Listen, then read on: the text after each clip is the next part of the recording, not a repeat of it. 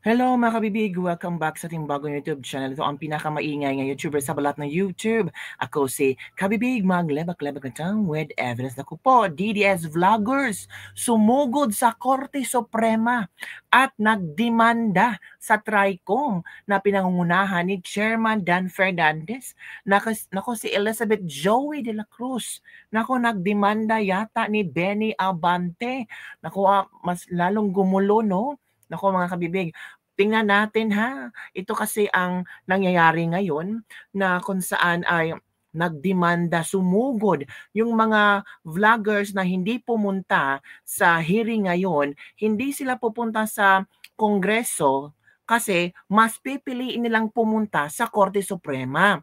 Sinagot ng kampo ng social media influencer at political vloggers kung bakit nasa Korte Suprema sila ngayong araw sa halip na dumalo sa House TRICOM probe sa issue ng di umano'y disinformation at fake news.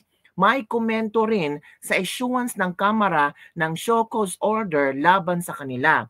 Si former PCO Secretary Attorney Trixie Cruz Angeles ay isa sa tagapagsalita ng grupo. So ito po mga kabibig, ang statement ni Attorney Trixie Angeles tungkol so bakit hindi sila nag-attend sa House TRICOM at kung bakit sila nagpunta sa Korte Suprema. Prohibition and certiorari with prayer for temporary restraining order para i-prevent yung proceedings at saka yung pagdinig at yung pagpapatawag sa atin dahil ito po ay nakakaliit ng democratic space natin.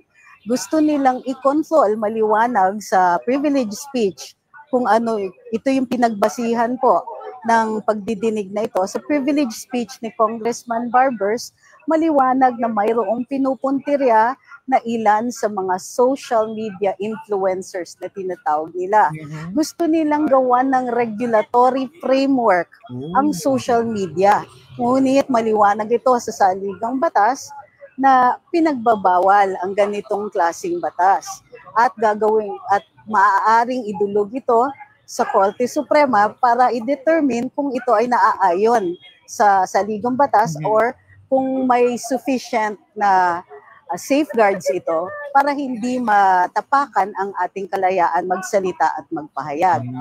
Ang mga vloggers dito ngayon, kasama po ako, ay mga tinawag sa Kongreso. Ngunit, bago nangyari po ang lahat ng ito, ilang beses na tinawag kami na or may pahiwatig na kami ay pseudo-political analysts, pseudo-journalists, pogo vloggers, and narco vloggers. Mayroon pang tumatawag sa amin na mayroon daw troll armies or kung ano-anong mga insinuations na kung ibang tao ang gumawa at kung hindi ito sa Kongreso sinabi, ay maaaring makonsider na libel. Para protektahan ang aming karapatan at ang democratic space, kami po ay dumululog sa Korte Suprema. Nakikita din po natin kasi na may pang-aabuso sa kanilang power ang ilan sa ating mga representante sa Kongreso. Ngayong araw na ito, mayroon pang patama tungkol sa aking pagiging abogado na hindi dumating sa pagdidinig nila ngayong araw na ito. Ang tingin ko dito, not only is it grossly unfair, ang pinadala po nila ay isang imbitasyon. At base sa rules ng Kongreso, may dalawang unjustified na pagdating bago maglabas ng show cause order. Pero ang ginawa nilang itong araw na ito, palibhasa, ewan ko, maikli siguro ang pasensya nila, naka-show cause order na po ako at pinag-aaralan pa daw nila kung paano sila or kung maaari nila akong file ng disbarment case. Ano naman po ang kinalaman nun dito? With all due respect, ako po ay sumagot sa kanilang imbitasyon at ako po ay nagbigay ng dahilan kung bakit wala ako doon. Isa doon ang pagtatanggol sa aming karapatan magsalita at magpahayag. Kung hindi po enough ito, hindi dapat penalty kagad ang ini-impose o pananakot ng paggamit ng administrative cases laban sa amin. May paraan naman po para sila po ay magmukhang fair man lang. Sa ngayon, ang nakikita namin, dahil sa ikli ng pasensya, dahil sa binibigay nilang space para sa kanilang galit at personal na feelings, paano po kami mag-a-attend dyan despite all their claims na hindi naman ito pag-attack o hindi naman daw kami papagalitan doon sa kanilang bahay, ika nga nila. It's going to be very, very difficult considering kung paano nila tinatrato kami despite the fact na maayos naman po kami nagsalita at nagsabi na ito po, hindi po kami maaaring pumunta dyan dahil hindi kami naniniwala na ito ay ayon sa mga sa doktrina na nasa Korte Suprema. O, yun kabibig. Yun ang explanation ni Attorney Trixie Cruz, isa sa mga tagapagsalita ng mga political vloggers na inimbitahan at hindi nagpunta sa tawag dito sa Kamara. Nako, ito na, nag-file na pala sila ng petisyon. O, kita nyo na si Joey. O, yung trending na si Joey ay nag-file din siya, mga kabibig. Tingnan si Joey, ha? Talagang na-interview si Joey. Tingnan nyo, oh. Ito yung mga political vloggers na hindi sumipot sa araw na ito. Nako, ito na mga kabibig, oh. O, si Tio Moreno nandyan din in-interview. Si Glenn Chong nandyan din mga kabibig. Kita na naman natin. So, sino pa ba dito mga kabibig? Hanapin natin. Baka may mga interview sila na pwede nating pakinggan mga kabibig. Let's see mga kabibig, ha. Nandito yung interview ni June Ernest Abinis, kung saan pinakita niya ang pagpunta sa Supreme Court, mga kabibig. So let's watch kung ano ang mga kaganapan ngayon. Okay? Ay, hindi pala yan. Hindi yan si Mr. Abinis pala ang titingnan natin. Ano ba yun? Hindi yun si Mr. Abinis. Ano ba? Kalarke? Nako, wait muna kabibig, ha? Okay, wait muna. Stop share natin. Kalarke naman parang na-shock tayo. Ito na. Ito pala mga kabibig, oh. Wait muna, ha. Ito na. Ito pala, pinakita nila yung kanilang, ang tawag dito, yung pagpunta na Supreme Court at naka-receive na din sila ng ito. Yan, kabibig, oh. Yan si Attorney Trixie Cruz kasama si Joey. Oh, yan. Oh. Kita na. Nandun si Dr. Richard Mata. Nandun. Oh, yan, oh. Na-receive na ng Supreme Court. Yan.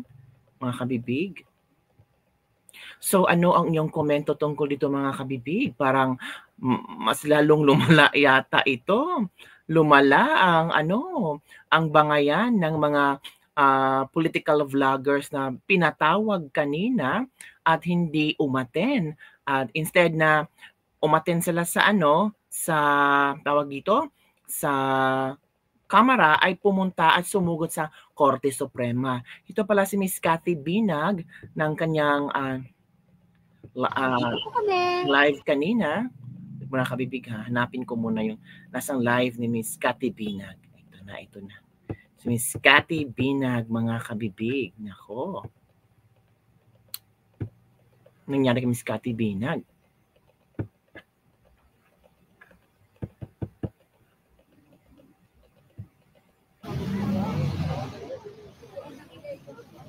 Okay. Yan si Miss Cathy Binag, oh. Try natin.